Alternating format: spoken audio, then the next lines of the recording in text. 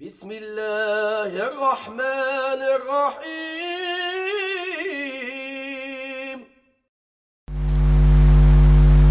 Bismillahirrahmanirrahim. Alhamdulillah Rabbil Alamin. Wassalatu wassalamu ala rasulihil amin wa ala alihi wa sahbihi ajma'in. Amma ba'd. Assalamualaikum warahmatullahi wabarakatuh.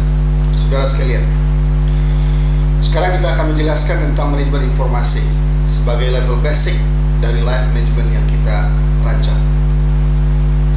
Namun sebelum masuk kepada inti persoalan, di mana di dalam level basic ini kita akan membahas tentang sebuah tema yang bernama dengan Rihlatul Khulud, perjalanan abadi manusia.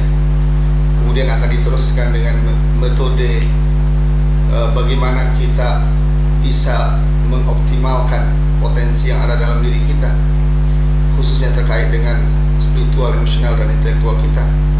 Kemudian juga terakhir nanti akan dibahas tentang sebagai hasil dari kita mengembangkan diri kita akan lahir 10 karakter mulia. Sebelum itu kita akan bahas beberapa hal yang terkait dengan berbagai informasi yang keliru yang selama ini kita terima, sehingga kekeliruan informasi itulah yang membentuk karakter kita, membentuk kebiasaan kita dalam kehidupan ini. Pertama adalah tentang definisi sukses. Kita selalu berbicara dalam konteks hari ini yang sering kita lihat, di mana dunia materialisme sangat merajalela, bahwa yang sukses itu adalah sesuatu yang terkait dengan materi. Kita bisa lihat dari awal di rumah tangga, kita sudah dididik oleh orang tua kita untuk mendefinisikan sukses, bahwa sukses itu adalah seorang anak yang bisa sekolah tinggi, yang nilai matematiknya 10 atau 9, yang ilmu fisikanya juga bernilai A, dan sebagainya. Dan bahkan kita temukan dalam masyarakat tidak jarang orang yang bangga bila anaknya bisa diterima di sekolah-sekolah mahal yang bayarannya puluhan juta, dan bahkan ada yang bercerita kepada saya bahwa setahun dia harus membayar 120 juta, artinya 10 juta per bulan. Tapi apa jaminannya anak itu sukses? Baik sukses dalam pengertian materi sendiri tidak ada jaminan, seperti yang sering dikatakan oleh para pakar barat sendiri, bahwa pakar manajemen barat sendiri, bahwa tidak ada kadang-kadang kaitan antara sekolah tinggi dengan kekayaan, tidak ada.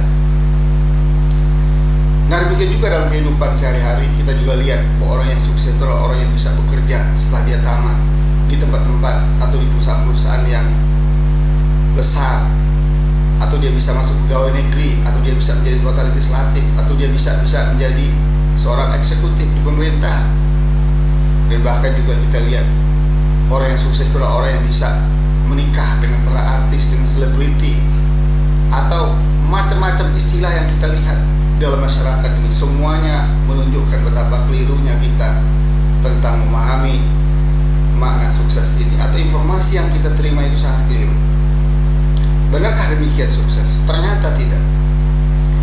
Sukses yang benar adalah ketika seseorang mampu menjalankan misi hidupnya sebagai hamba Allah untuk beribadah kepada Allah di muka bumi ini dengan segala macam perintah dan larangannya, dan dia komitmen tanpa peduli apakah dia seorang kaya atau tidak, tanpa peduli apakah dia sebagai seorang penguasa atau tidak, tanpa peduli apakah dia sebagai seorang yang meraih titel pendidikan yang tertinggi atau tidak. Kemudian dia juga bisa menjalankan visi yang sudah dirancang oleh Allah Subhanahu wa Ta'ala, yaitu bagaimana dia menjadi khalifatullah di muka bumi. Khalifatullah di muka bumi tidak identik dengan kekuasaan, tidak identik dengan pencapaian-pencapaian material, tapi adalah sebuah komitmen atau sebuah proses yang terus-menerus dilakukan sampai akhir hayatnya untuk komitmen dengan nilai-nilai dan ajaran Allah Subhanahu wa Ta'ala. Itu yang disebut dengan khalifatullah di muka bumi. Kalau tidak, bagaimana para nabi dan anbiya, para rasul, Nabi Adam, kemudian juga Nabi Nuh, umpamanya 950 tahun berdakwah tanpa henti, pengikutnya sangat sedikit sekali. Tidak mungkin dia menguasai satu pemerintahan karena pengikutnya sedikit sekali, dan bahkan dia merancang perahu berdasarkan perintah Allah untuk lari dari kejahatan kaumnya yang selalu mengincar dan ingin membunuhnya. Tapi apa kita katakan Nabi Adam ini tidak menjadi seorang khalifatullah di muka bumi? Dia Nabi Nuh ini menjadi seorang khalifatullah di muka bumi. Dia adalah seorang khalifatullah di muka bumi. Dan demikian juga para nabi-nabi yang lain. Demikian juga manusia yang lain. Oleh karena itu Allah katakan, wa idz qala rabbuka lil malaikati inni ja'ilun fil ardi khalifah. Ketika Allah berkata, wahai malaikat, saya akan jadikan khalifah di muka bumi. Siapa dia? Adalah manusia-manusia yang konsisten dan komitmen dengan misi yang telah dirancang oleh Allah untuk beribadah. Wa ma khalaqtul jinna wal insa illa liya'budun. Kemudian konsistensi itu dilakukan dan dibuktikan sampai akhir hayatnya. Itulah dia sebagai khalifah Allah. Kemudian hal lain yang terkait dengan sukses adalah ternyata sukses itu tidak diukur ketika kita hidup di dunia ini, apalagi ketika kita muda, apalagi ketika kita setelah pensiun. Tidak, tapi diukur nanti di akhirat. Kita sukses atau tidak, sukses besar atau tidak, itu di akhirat penentuannya. Sebagaimana firman Allah Subhanahu wa taala, "Faman zuhziha 'anil nar wa udkhilal jannata faqad faz." Siapa yang pada hari itu nanti hari kiamat, hari akhir, dia dijauhkan dari neraka dan dimasukkan ke dalam surga, sungguh dialah orang-orang yang sukses. Banyak ayat-ayat Al-Quran menjelaskan makna sukses seperti ini, yang selalu dikatakan Al-Quran, faqad faz, sungguh dia meraih kesuksesan. Dan juga dalam bentuk lain Allah katakan dzalikal fawzul azim, itulah kesuksesan yang sangat besar, atau apa yang kita namakan dengan great success, sukses tanpa batas. Nah, oleh karena itu saudara-saudara sekalian, kesuksesan itu tidak bisa diukur ketika kita hidup di dunia, apalagi jika diukur dengan materi-materi pencapaian-pencapaian kita di dunia, tanpa melihat atau tanpa mau tahu dengan misi yang telah Allah rancang untuk kita, atau visi hidup kita yang telah Allah ciptakan, yang Allah telah rumuskan untuk kita.